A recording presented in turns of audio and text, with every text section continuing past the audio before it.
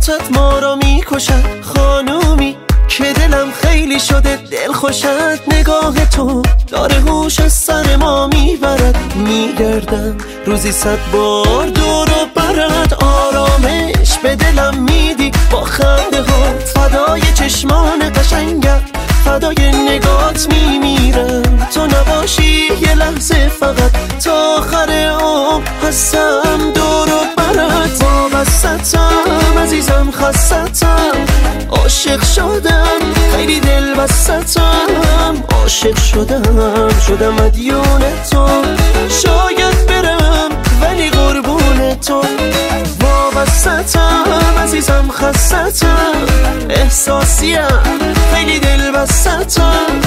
عاشق شدم مجنون تو، شاید برم ولی قربون تو.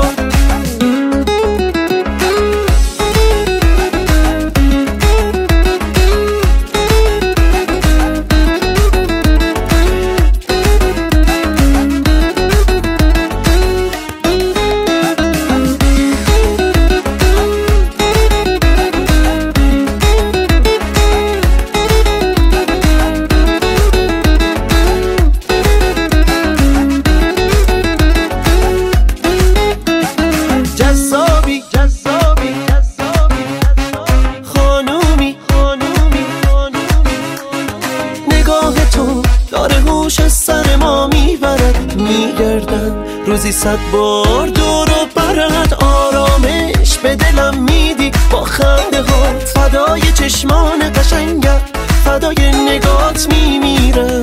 تو نباشی یه لحظه فقط تا آخر عمر هستم دور و برد. وابستم عزیزم، خستم، عاشق شدم، خیلی دل بستم. عاشق شدم مدیون تو، شاید برم ولی قربون تو. وابستم عزیزم، خستم، احساسیم، خیلی دل بستم. عاشق شدم مجنون تو، شاید